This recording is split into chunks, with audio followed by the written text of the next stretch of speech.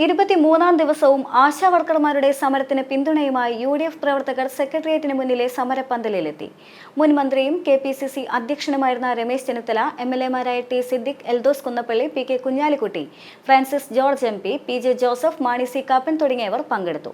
നിയമസഭയിൽ രാഹുൽ മാങ്കൂട്ടത്തിൽ അവതരിപ്പിച്ച അടിയന്തര പ്രമേയ ചർച്ച മൂലം കേരള നിയമസഭ സ്തംഭിച്ചുവെന്ന് രമേശ് ചെന്നിത്തല പറഞ്ഞു. ആശാവർക്കർമാർക്ക് എല്ലാം നൽകി കഴിഞ്ഞുവെന്ന നിലപാടാണ് സർക്കാരിനുള്ളതെന്നും അദ്ദേഹം കൂട്ടിച്ചേർത്തു. ആശാവർക്കർമാരുടെ പ്രശ്നം ഇന്ന് യൂത്ത് കോൺഗ്രസിന്റെ സംസ്ഥാന അധ്യക്ഷനായ രാഹുൽ മാങ്കൂട്ടത്തിലാണ് അടിയന്തര പ്രമേയമായി അവതരിപ്പിച്ചത്. ആ അടിയന്തര പ്രമേയത്തിന് മറുപടി പറഞ്ഞ മന്ത്രി വസ്തുതാപരമല്ലാത്ത കാര്യങ്ങളാണ് അവിടെ പ്രതിപാദിച്ചത്. അവർ പറയുന്നത് കേരളത്തിലെ ആശാവർക്കർമാർക്ക് എല്ലാം കൊടുത്തു കഴിഞ്ഞു, ഇനി നിങ്ങൾക്കൊന്നും തന്നില്ലെങ്കിലും കാര്യമില്ല എന്ന മട്ടിലാണ് അവർ സംസാരിക്കുന്നത്. വളരെ നിഷേധാത്മകമായ സമീപനമാണ് മന്ത്രിയുടെ ഭാഗത്തു നിന്നുണ്ടായിട്ടുള്ളത്. ഞാൻ ഇതിനോട് പറയുന്നു, ഇന്ന് UDF ആണ് ഭരണത്തിലെങ്കിൽ 24 മണിക്കൂർ കൊണ്ട് നിങ്ങളുടെ പ്രശ്നം ഞങ്ങൾ പരിഹരിക്കുമായിരുന്നു.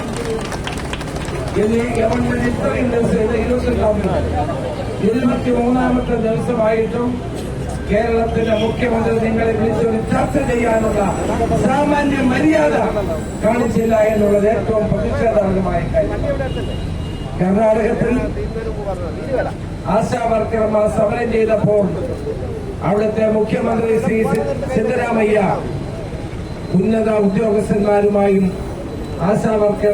വർക്കേഴ്സിന്റെ നേതാക്കന്മാരുമായി ചർച്ച ചെയ്ത് ആ പ്രശ്നങ്ങൾക്കെല്ലാം പരിഹാരം കാണുകയും ഉന്നത ഉദ്യോഗസ്ഥനെ സമരം ചെയ്യുന്നവരുടെ അടുക്കലേക്ക് വിട്ട് ആ പ്രശ്നത്തിന് മുഴുവൻ പരിഹാരം കാണുകയും ചെയ്തു. ആശാവർക്കർമാരെ രാഷ്ട്രീയമായി നേരിടാനാണ് CPM-ന്റെ തീരുമാനം. ഇത് മന്ത്രി പ്രസംഗിച്ചു. ഇനി കഴിഞ്ഞ നിയമസഭ പാർലമെന്റ് തെരഞ്ഞെടുപ്പിൽ ശശി തരൂരിനെതിരെ തിരുവനന്തപുരത്ത് മത്സരിച്ചത് മന്ത്രി പറയേണ്ട കാര്യമില്ല, ഞങ്ങൾക്കതറിയാം. ഈ സമരം ചെയ്യുന്ന നിങ്ങൾ ഓരോരുത്തരും വിവിധ പാർട്ടിയിൽപ്പെട്ടവരാകാം, നിങ്ങൾക്ക് വ്യത്യസ്ത രാഷ്ട്രീയമുണ്ടാകാം, പക്ഷേ നിങ്ങൾ ഉയർത്തിപ്പിടിക്കുന്ന വിഷയത്തോടാണ് ഞങ്ങളുടെ പ്രതിബദ്ധത.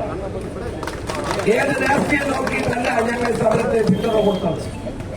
ഈ സമരത്തിൽ ആദ്യമായി വന്ന ഒരാൾ ഞാനായിരുന്നു. നിങ്ങൾ ആദ്യമായി ഒരു രാഷ്ട്രീയ നേതാവ് അല്ലെങ്കിൽ രാഷ്ട്രീയ പ്രവർത്തകൻ എന്നുള്ള നിലയിലുള്ള വന്ന് ഞാനായിരുന്നു. അത് ഞങ്ങൾക്ക് രാഷ്ട്രീയം നോക്കി അല്ല ഇവിടെ വന്നത്. ഇവിടെ കോവിഡ് കാലത്ത് എല്ലാ വീടുകളിലും പോയി നിങ്ങളുടെ ജീവൻ കയ്യിൽ പിടിച്ചുകൊണ്ട് നിങ്ങൾ നടത്തിയ പോരാട്ടങ്ങൾ കേരളത്തിൽ ഒരിക്കലും മറക്കാൻ കഴിയില്ല. രാവും പകലും നിങ്ങൾ കേരളത്തിലെ ജനങ്ങൾക്ക് വേണ്ടി ചെയ്യുന്ന സേവന പ്രവർത്തനങ്ങൾ ആർക്കും മറക്കാൻ കഴിയില്ല. അത്രമാത്രം കഷ്ടപ്പെട്ടും പാടുപെട്ടും നിങ്ങൾ പൊതുജനങ്ങൾക്ക് വേണ്ടി സേവനം നടത്തുമ്പോൾ നിങ്ങളുടെ സേവന വേതന വ്യവസ്ഥകളിൽ മാറ്റം വരുത്തണമെന്ന് ആവശ്യപ്പെടുന്നത് ന്യായമാണ്. ആശാവർക്കർമാർ കേരളത്തിന്റെ കണ്ണീരൊപ്പിയവരാണെന്നും അതുകൊണ്ട് തന്നെ തങ്ങൾ കൂടെയുണ്ട് എന്നും PK കുഞ്ഞാലിക്കുട്ടിയും പ്രതികരിച്ചു. ആശാവർക്കർമാര്, ആശമാര് അവര് കേരളത്തിന്റെ കണ്ണീര് ഒപ്പിയവരാണ്. അതുകൊണ്ട് തന്നെ അവരെ കൂടെ ഞങ്ങളുണ്ട്. ശ്രീ PJ ജോസഫ് അദ്ദേഹം ആരോഗ്യം ഒന്നും വകവെക്കാതെ ഈ വെയിലത്ത് ഇവിടെ വന്നിരിക്കുകയാണ്. അദ്ദേഹത്തിന്റെ ഈ കാര്യത്തിലുള്ള അനുഭവം പ്രകടിപ്പിക്കാനുള്ള ചെറിയൊരു ചടങ്ങുമായി ആണ് ആഗ്രഹമനുസരിച്ചാണ് ഞാനിന്ന് ഇവിടെ വന്നത്. അനുഭാവം പ്രകടിപ്പിക്കണം എന്നുള്ള പാർട്ടിയുടെ തീരുമാനം അനുസരിച്ചാണ് വന്നത്.